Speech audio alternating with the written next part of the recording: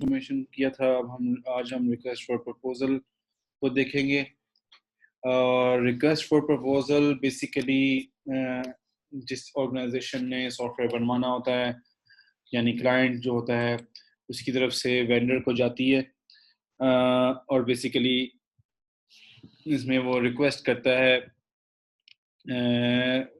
कि आप प्रपोज करें कि what will be the solution to our problem, यानी कि प्रपोजल पेश करें।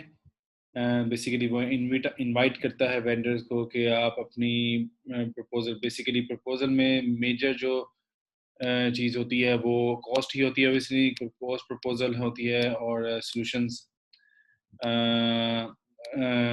होते हैं जो कि उस क्लाइंट की रिक्वायरमेंट को मीट करते हों। So these are the part of request for proposal document. इस डॉक्यूमेंट को देखते हैं। ये डॉक्यूमेंट जो है वो काफ़ी एक्सटेंसिव डॉक्यूमेंट हो सकता है, और होता भी ऑब्वियस सी बात है, क्योंकि इसमें बहुत सारी डिटेल्स जो हैं वो रिक्वायर्ड होती हैं। सो हम यहाँ पे देखते हैं, बेसिकली ये इसका टेम्पलेट है।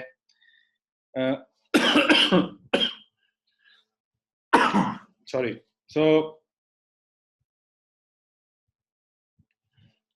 यहाँ पे कंपनी का अपना प्रीफेस वो दे रहा है कि ये किस कंपनी की रिक्वायरमेंट, जो कंपनी XYZ है उसकी रिक्वायरमेंट को मीट करने के लिए ये RFP जनरेट किया गया है, ठीक है।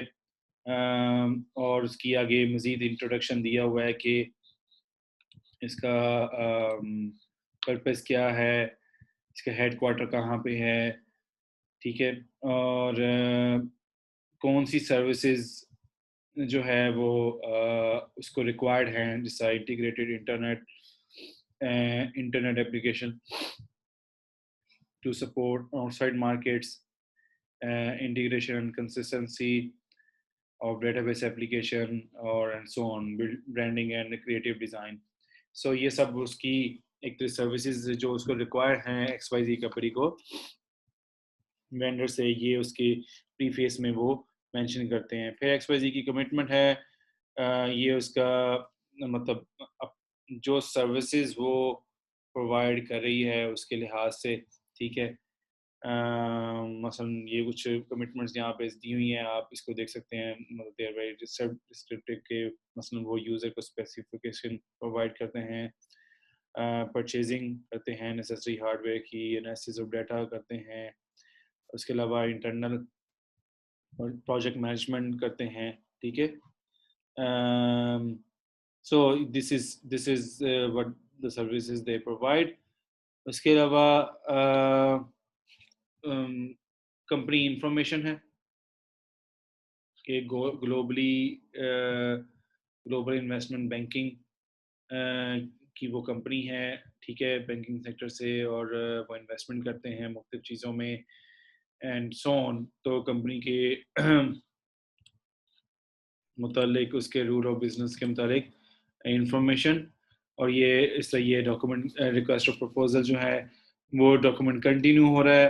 उसके नंबर ऑफ एम्प्लॉयज़ कितने हैं, ठीक है। और उसकी पास हिस्ट्री वगैरह, उसके कंपोनेंट्स ऑफ ऑपरेशन जो हैं, जैसा इक्विटी बिजनेस है, कॉर्पोरेट फाइनेंस है, and everything else as well. Consulting services है, लोन्स हैं, स्ट्रक्चर फाइनेंसेस हैं। तो ये सब कंपनी के बारे में है, उसके बिजनेस एरिया, उसकी बिजनेस एक्टिविटीज़ के बारे में है, ठीक है। इसका उसकी ई कम्युनिकेशन डिपार्टमेंट, मतलब कंपनी के बारे में ही आगे चल रहा है। बेसिकली उसको हेडिंग्स में उन्होंने ब्रेक डाउन किया हुआ है। एक तो कंपनी की इंफॉर्मेशन आ गई, फिर ई कम्युनिकेशन डिपार्टमेंट का जो सेपरेट डिपार्टमेंट है उसके बारे में इंफॉर्मेशन दे रहे हैं यहाँ पे कि इस डिपार्टमेंट का कंपनी में क्या मकसद है, कब इस्टेब्लिश हुआ, और बेसिकली इसकी फंक्शनैलिटीज़ क्या हैं। जैसे कि नीचे दिया हुआ है, develop an internet mini site highlighting specific products and services, internet sites को डेवलप करना और इस तरह मेंटेन करना इंटरनेट और इंटरनेट कंटेंट को, ठीक है। सो ये उसकी एक सेपरेट डिपार्टमेंट, क्योंकि वो ई सर्विसेज दे रही है, इलेक्ट्रॉनिक सर्विसेज दे रही है, उसके लिहाज से दिया गया, लेकिन डिपेंडिंग अपॉन कोई और कंपनी के फंक्शनैलिटीज और भी हो सकती है। तो ये जस्ट एक एग्जांपल के तौर पे यहाँ पे लिया गया। फिर यहाँ पे दिया गया है एक डायग्राम उसकी ई कम्युनिकेशन के लैब के बिजनेस की, उसके फंक्शंस की और उसके इंटरफेसेस की, वो क्या क्या काम करते हैं। जैसा ई लैब वर्क ग्रुप है, इंटरनेट कंसल्टिंग एजेंसी है, पब्लिक रिलेशन एजेंसी है, फिर वेब डिज़ाइन एंड डेवलपमेंट है, आईटी है, एड एजेंसी है। तो ये सब जो हैं एक डायग्रामेटिकली इसको शो किया गया है। So this is a part of a request for proposal. फिर आपके प्रोजेक्ट्स के बारे में यहाँ पे कि किस किस्म के आपके प्रोजेक्ट्स आप कर रहे हैं, ठीक है, या लेते हैं। सो इसमें बेसिकली वो ये एक्सप्लेन करना ज़रूरी है कि XYZ जो कंपनी है, यानी आपकी जो XYZ कंपनी है, ऑपरेशन तो कर रही है, लेकिन वो ई कम्युनिकेशन उसकी एक सर्विसेज हैं, लेकिन उसके प्रोजेक्ट्स किस किस किस्म के किए हुए हैं। जैसा इधर नीचे दिए हुए हैं, ये आइडेंटिटी एंड ब्रांडिंग है, ब्रांड आपकी आइडेंटिटी क्रिएट करना, ब्रांड क्रिएट करना, वो उसकी कंपनी की वो एक क्या कहते हैं सर्विस है या प्रोजेक्ट के तौर पे वो लेते हैं। क्रिएटिव डिज़ाइन करते हैं, ई कॉमर्स आपको करके देते हैं, उसके लिए वो डिफरेंट आपको उसकी फर्दर डिटेल हर किसी में दी हुई है, किस किस तरह से क्या क्या प्लेटफॉर्म यूज़ करते हैं और क्या उनकी सक्सेस है, क्या एडवांटेजेस हैं वो प्लेटफॉर्म यूज़ करने के। फिर आपके पास सिस्टम इंटीग्रेशन है, सिस्टम इंटीग्रेशन में और फिर इंटरनेट टूल्स डेवलपमेंट है, मेंटेनेंस एंड सपोर्ट है, एग्जिस्टिंग सिस्टम इश्यूज हैं एंड सो ऑन। तो ये कंपनी के प्रोजेक्ट्स के बारे में सारी इंफॉर्मेशन आ गई, ठीक है। कंपनी के किस किस्म के design and development projects company ने किए हुए हैं और किस ये एक तरह से उनकी सर्विसेज हैं, समझ लें। अच्छा, फिर आ जाते हैं कि उनको कंपनी की तरफ से जो रिक्वायरमेंट है वो क्या है, ठीक है। तो ये कंपनी की स्पेसिफिकेशन रिक्वायरमेंट जो प्रोवाइड की हुई है ये वो हैं। ये इसमें मतलब मुख्तलिफ फ्लो चार्ट डायग्राम हो सकती हैं और एनीथिंग दैट एनी डाटा हो सकता है, कोई रिपोर्ट हो सकती है, तो कुछ भी हो सकता है ऐसा जो कि वेंडर को या डेवलपर्स को आइडिया दे सके कि एक्चुअली उनको किस चीज़ से रिलेटेड प्रपोजल देना है। फिर आपके पास सर्विस प्रपोजल रिक्वायरमेंट्स, ठीक है, कि आपने जो सर्विस मतलब आपने जो सर्विसेज लेनी है उसकी जो आप या वेंडर ने जो प्रपोजल सबमिट करवाना है उसकी रिक्वायरमेंट क्या है कंपनी की पॉइंट ऑफ व्यू से अगर बात की जाए तो पहले तो कुछ जनरल रिक्वायरमेंट होंगी, ठीक है। जनरल कमेंट्स होंगे जैसे कि brief description history of your firm and its current size, मतलब आपका जो सॉफ्टवेयर कंपनी है उसकी ब्रीफ हिस्ट्री डिस्क्रिप्शन हो जाएगी, उसका करंट साइज क्या है, ठीक है। और उसके अलावा इसमें यानी कि स्टेटमेंट ऑफ क्वालिफिकेशंस आ जाएगी, फाइनेंशियल हिस्ट्री आ जाएगी आपकी सॉफ्टवेयर हाउस की। इसी तरह आपका जो इन्वॉल्वमेंट है डिफरेंट प्रोजेक्ट्स में वो क्या क्या रही है, मतलब ये हिस्ट्री में सब कुछ आ जाता है बेसिकली इसको आपने जनरली अपनी जो प्रपोजल में ये रिक्वायरमेंट के तौर पे XYZ कंपनी मांग रही है कि आपने प्रपोजल देना तो आपकी बेसिकली कंपनी का ओवरव्यू दें आप अपनी, तो ये सब जनरल जो है वो कमेंट्स में आ जाएगा।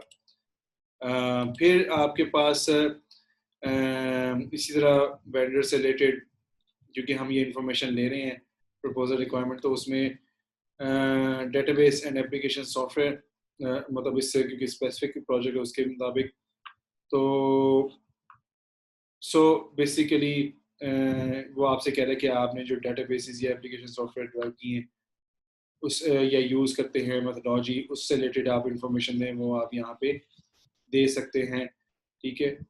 क्योंकि आपने उनको कॉस्ट देनी है तो आपने जो प्रोसेसेस आप फॉलो करते हैं सॉफ्टवेयर डेवलपमेंट लाइफ साइकिल के, you must describe them, okay कि वी डू दिस सर्विसेज। जैसे कि इसमें एडिशनल कुछ रिक्वायरमेंट भी दी हुई हैं कि हम मतलब आप वेंडर जो है वो प्रोजेक्ट मैनेजमेंट या प्रोजेक्ट टेस्टिंग या पोस्ट इम्प्लीमेंटेशन एक्टिविटीज़ कौन कौन सी प्रोवाइड करता है और उनकी कॉस्ट क्या होगी, ठीक है। उसमें डिलीवरी स्केड्यूल है, मेंटेनेंस है, सिक्योरिटी है, सॉफ्टवेयर सपोर्ट है, ठीक है। तो ये सब चीज़ें उसमें आ जाती हैं कि वेंडर यानी आपकी कंपनी ने सॉफ्टवेयर तो बनाना ही है लेकिन उसके अलावा जो एडिशनल सर्विसेज हैं उससे रिलेटेड जैसे सॉफ्टवेयर मेंटेनेंस है, अपडेट है, या पोस्ट इम्प्लीमेंटेशन कोई भी मॉडिफिकेशन आती है तो उसको किस तरह से लेके चलना है। सो या उसके बाद वेंडर असिस्टेंस एंड ट्रेनिंग, तो ये वेंडर इसमें वेंडर ये डिस्क्राइब करेगा कि वेंडर किस तरह से असिस्ट करेगा आपको किसी प्रोजेक्ट में। So basically it's like that कि अगर सॉफ्टवेयर इज़ वेरी न्यू और उसमें जो उस सॉफ्टवेयर प्रोजेक्ट में आपके पास कुछ ऐसे फीचर्स हैं जिसके लिए आपके एग्जिस्टिंग एम्प्लॉयज़ जो हैं या एग्जिस्टिंग वर्कफोर्स जो है वो काफ़ी नहीं है, वो सफिशिएंट नहीं है, they don't have enough skills to use you can say state of art software. So इसका मतलब है कि वेंडर जो कि डेवलप करने वाले सॉफ्टवेयर हाउस या सॉफ्टवेयर डेवलपमेंट ऑर्गेनाइजेशन है वो उससे एक्सपेक्ट किया जाता है कि वो सर्विसेज देंगे अपनी असिस्ट करेंगे और ट्रेन करेंगे आपके स्टाफ को, आप ही कंपनी के स्टाफ को वो क्या ट्रेन करेंगे। तो उसमें training is the one of the most crucial part in such system, ठीक है। जिसमें आपसे प्रपोजल के टाइम पे ही जो है आपसे इंफॉर्मेशन मांगी जाती है कि ओके जस्ट डिस्क्राइब कि आप किस तरह से जो है वो ट्रेनिंग करेंगे, उसकी लोकेशन क्या होगी और उसकी फ्रीक्वेंसी क्या होगी, मतलब है कि हर 15 दिन बाद करेंगे, हर महीने बाद करेंगे, हर 6 महीने में एक ट्रेनिंग करेंगे एंड सो ऑन, ठीक है। और कौन कौन सी ट्रेनिंग अवेलेबल होगी। अब ये चीज़ें जो हैं किन किस किस सिनेरियो में ज़्यादा इम्पोर्टेंट हो जाती हैं, उन सिनेरियोज में जहाँ पे प्रॉब्लम जो है काफ़ी क्रिटिकल होता है। फॉर एग्जांपल आपने एविएशन इंडस्ट्री है, एयरप्लेन है, अगर एयरप्लेन का जो सॉफ्टवेयर है जो डेवलप किया उसको यूज़ करने के लिए जो ट्रेन नहीं किया जाएगा पायलट्स को या उसके स्टाफ को, सो इसका मतलब है ultimately many lives will be at stake, वो डेंजर में आ जाएंगी काफ़ी ज़िंदगियाँ। इससे ही मेडिकल सॉफ्टवेयर्स हैं, अगर क्रिटिकल मेडिकल कंडीशंस में जो यूज़ होते हैं सॉफ्टवेयर्स, डिटेक्शन सिस्टम है, ठीक है, इमेजिंग सिस्टम है, उनके लिए अगर आपके पास प्रॉपर ट्रेनिंग नहीं होती तो आपने सॉफ्टवेयर डेवलप करा लिया लेकिन ट्रेन नहीं किया स्टाफ को हॉस्पिटल के, तो इसका मतलब है it will also lead to some failure और disaster later on. So training is important, ठीक है। और नॉर्मली ट्रेनिंग जो है लाइफ लॉन्ग चलती है, जब तक कोई सॉफ्टवेयर रहता है अपडेट होता है तो उसकी ट्रेनिंग भी बार बार अपडेट करनी पड़ती है और लोगों को बार बार ट्रेन करना पड़ता है so that they know that how the system works और वो कोई चीज़ मिस ना करें। इसी तरह इंस्टॉलेशन सपोर्ट है, ठीक है, कि इंस्टॉलेशन वो कैसे करेंगे न्यू सिस्टम को एग्जिस्टिंग हार्डवेयर में और या एग्जिस्टिंग सिस्टम के ऊपर। उसमें बहुत सारी चीज़ें इंपॉर्टेंट हो सकती हैं कि टाइम ऑफ इंस्टॉलेशन क्या होगा, कंपनी के मैन पावर रिक्वायरमेंट क्या है, और बहुत सारी ऐसी चीज़ें। इसके अलावा ऑनगोइंग सपोर्ट, ठीक है, ऑनगोइंग सपोर्ट से मतलब है कि अच्छी जो सॉफ्टवेयर डेवलपमेंट ऑर्गेनाइजेशन है उनके पास हमेशा कस्टमर सर्विस का सेक्शन होता है, जहाँ पे जो प्रीवियसली जो उन्होंने प्रोजेक्ट कंप्लीट किए हैं उनको सर्विस प्रोवाइड करने के लिए कॉन्टेक्ट किया जाता है। So this is on going support. तो आज की दुनिया में अगर आप बहुत अच्छी कंपनी हैं तो आपके पास 24/7 जो है वो सपोर्ट अवेलेबल होनी चाहिए। पर्टिकुलरली वो लोग जो कि वेब डिज़ाइनिंग के, वेब डेवलपमेंट के, वेब होस्टिंग के बिजनेस में है, तो उनको क्योंकि वेबसाइट्स 24/7 जो है वो ऑनलाइन रहती हैं। सो इन केस आपकी वेबसाइट के साथ कोई मसला है या कोई प्रॉब्लम हो गई है और उसको वो आपसे सॉल्व नहीं हो रहा, तो आप जो तमाम जो वेब होस्टिंग वाली वेबसाइट्स हैं या कंपनीज हैं या सर्वर्स हैं, वो आपको 24/7 आपको जो है वो सर्विसेज देते हैं, कस्टमर सर्विस देते हैं, कस्टमर सपोर्ट देते हैं। So that is very much part of the services. और रिक्वेस्ट और प्रपोजल के डॉक्यूमेंट में कंपनी से यानी कि सॉफ्टवेयर डेवलपमेंट ऑर्गेनाइजेशन से ये चीज़ रिक्वायर की जाती है, डिमांड की जाती है कि आप बताएं कि what is your infrastructure for supporting, और क्या आपके पास कोई हेल्पलाइंस मौजूद हैं इस तरह के मतलब अनयूजुअल सिचुएशन को टैकल करने के लिए। फिर बहुत इम्पोर्टेंट चीज़ जो कि आ जाती है कॉस्ट समरी, ठीक है। कॉस्ट समरी इसलिए इम्पोर्टेंट है कि इसके मुताबिक जो है XYZ कंपनी ने डिसाइड करना है कि वो इस वेंडर को प्रोजेक्ट देगी या नहीं देगी। सो इसमें सबसे इम्पोर्टेंट बात है जहाँ पे दुनिया में जहाँ पे आवरली रेट है, मतलब पर एक घंटे के लिहाज से पे मिलती है, तो उसमें लोग आवरली रेट को बताते हैं कि मसलन 200 आवर्स लगेंगे, 300 आवर्स लगेंगे या 1000 आवर्स लगेंगे इस सॉफ्टवेयर को डेवलप करने में, और आवर का रेट ये होगा। सो दैट मीन्स कि this is very important in case in request for proposal document कि आप ये आवरली रेट अपने मेंशन करें as a vendor, as a software development organization, ठीक है। या फिर आप वन टाइम चार्जेस बताएं सीधा सीधा कि अच्छा हम इतना चार्ज करेंगे और दिस इज आवर लिमिट, अगर आवरली रेट नहीं करना। उसके अलावा अपनी वारंटी और मेंटेनेंस फीस कितनी होंगी आपकी, तो अपार्ट फ्रॉम आवरली रेट और या लेबर कॉस्ट या आपका या प्रोजेक्ट कॉस्ट, आपको जो मेंटेनेंस कॉस्ट जो होती है या वारंटी जो होती है वो सेपरेट हुआ करती है। सो मेंटेनेंस कॉस्ट क्या होगी इन फ्यूचर, ठीक है, या करंटली क्या चल रही है और इसमें कितने % आप एनुअली इंक्रीज करते हैं, तो ये चीज़ मेंशन करनी है। और इसके अलावा जो एडिशनल सर्विसेज हैं, टायर्ड प्राइसिंग स्ट्रक्चर अल्टरनेटिव्स या फिक्स्ड फी बेसिस, ठीक है। तो उसके अलावा ये सब चीज़ें जो आपकी एज अ वेंडर या सॉफ्टवेयर डेवलपमेंट ऑर्गेनाइजेशन आपकी जो भी एडिशनल सर्विसेज हैं वो आप यहाँ पे प्रोवाइड करेंगे। उसके अलावा कॉस्ट समरी में जो इम्पोर्टेंट है कि प्रोजेक्ट मैनेजमेंट और मेंटेनेंस एंड सपोर्ट, ठीक है, ये आप कैसे करते हैं और उसकी क्या क्या सर्विसेज है, क्या क्या कॉस्ट है। फिर अदर रिक्वायरमेंट्स जिसमें आप प्रोवाइड कर सकते हैं लिस्ट ऑफ यूजर्स, ठीक है, with the installation similar to the proposed number of database applications and scope of requirements, ठीक है। सो इसके अलावा फाइनेंशियल स्टेटमेंट्स हैं लास्ट 2 years की, सिंपल सैंपल कॉन्ट्रैक्ट है एंड सो ऑन।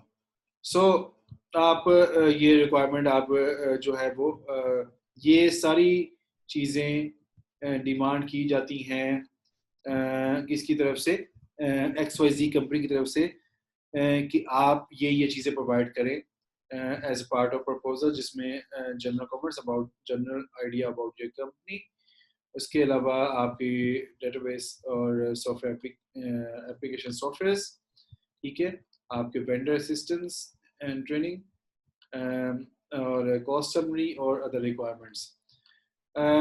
फिर आपके पास सेक्शन हो सकता है रिस्पोंडिंग टू द क्वेश्चनियर्स, ठीक है, कि आप a comprehensive list of company and web system requirements stated in the form of questionnaires.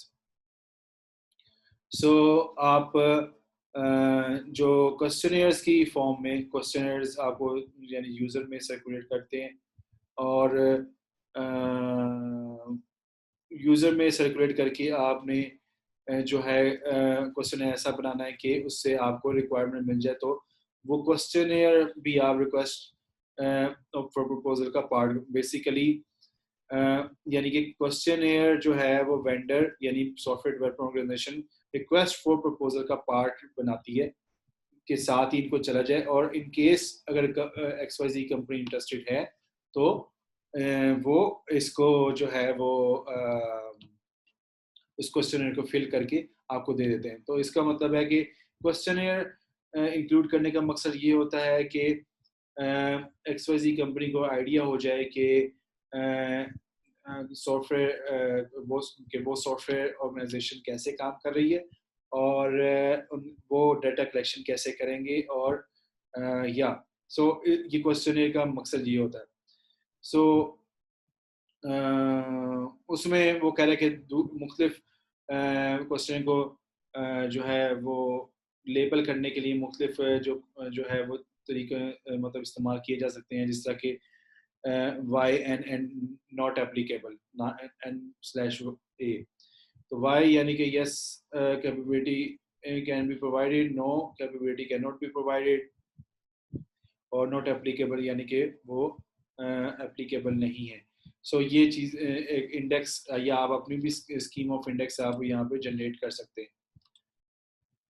सो उसके अलावा कॉन्फिडेंशियलिटी है कि इंफॉर्मेशन कितना जो है, ये डॉक्यूमेंट कितना कॉन्फिडेंशियल होना चाहिए, आप किसी के साथ शेयर कर सकते हैं या नहीं कर सकते। समटाइम्स हो सकता है कि जब आप कोई वेंडर जो है वो software development organization request for proposal बना रही हो तो उसको किसी और से मशवरा करना पड़े। तो लेकिन उसके मशवरा करने के लिए आपको या उसको वो प्रोजेक्ट आउटसोर्स करना पड़े, तो इन दैट केस उसको वो प्रोजेक्ट की स्पेसिफिकेशन जो है वो लीक करनी पड़ सकती हैं, शेयर करनी पड़ सकती हैं। तो इन दैट केस जो है इट विल बिकम प्रॉब्लमेटिक।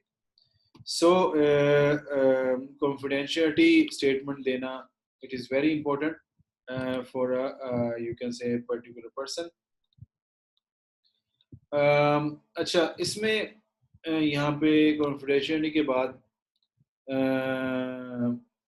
कुछ यहाँ पे एक क्वेश्चन है, नंबर ऑफ क्वेश्चंस हैं, वेंडर रिक्वायरमेंट्स, जिस तरह के जनरल इंफॉर्मेशन में यहाँ पे दिया हुआ है कि how many years have you been in software business, how did you start business, और बस बेसिकली जनरल इंफॉर्मेशन है वेंडर से रिलेटेड, ठीक है। are references available, or are user sites available for visitation and so on। सो ये सब questions हैं, यहाँ पे आप रिस्पॉन्ड कर सकते हैं एज अ वेंडर। इसके अलावा वेंडर से फिर पूछा जाता है फाइनेंशियल वैल्यूएशंस की, ठीक है, क्या एनुअल ऑडिटेड फाइनेंशियल स्टेटमेंट है उनके पास कि नहीं है, उनके पास फिजिकल ईयर एंड उनका कैसे हुआ, उनकी नेट ग्रॉस रेवेन्यू क्या है, बजट क्या है, सर्च एनवायरनमेंट का बजट क्या है, नंबर ऑफ कस्टमर्स कितने हैं एंड सो ऑन। तो ये इंफॉर्मेशन यहाँ पे फिल आउट की जा सकती है। फिर आपके पास जस्ट वेट,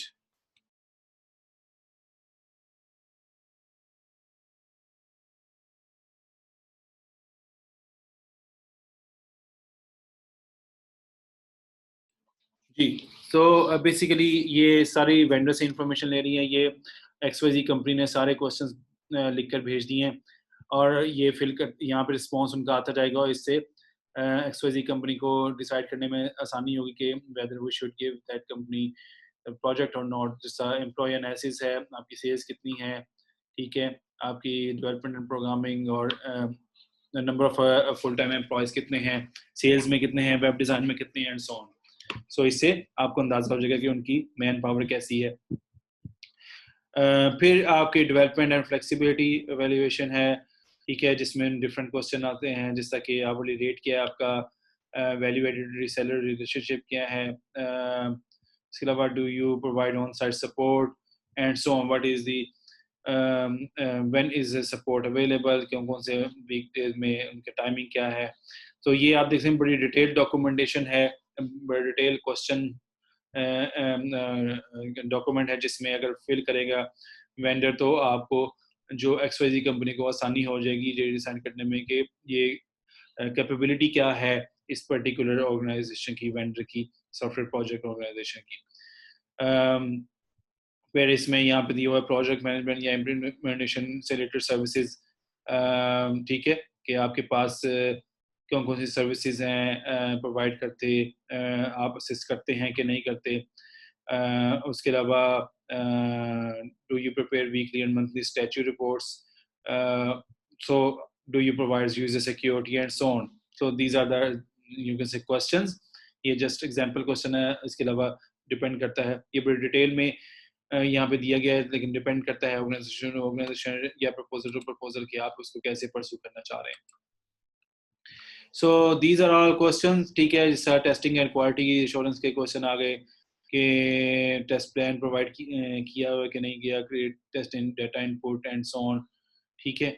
तो टेस्टिंग इससे अच्छा सा लंबा फिर डॉक्यूमेंटेशन से रिलेटेड है कि आप कोई ऑपरेटर मैनुअल देंगे, टेक्निकल मैनुअल देंगे कि नहीं देंगे। तो जो जो मैनुअल देंगे यहाँ पे वो रिस्पॉन्ड कर देंगे, और जो नहीं देंगे वो वहाँ पे वो भी रिस्पॉन्ड कर देंगे, ठीक है। ये डॉक्यूमेंटेशन का अच्छा खासा लंबा वो क्या है कि क्योंकि documentation is very crucial specially for the XYZ company, in case something happens तो वो उस डॉक्यूमेंटेशन से रुजू कर सकें, या उसको अगर उन्होंने मॉडिफाई कराना है या इम्प्रूव करवाना है फ्यूचर में तो कैसे वो कर सकें।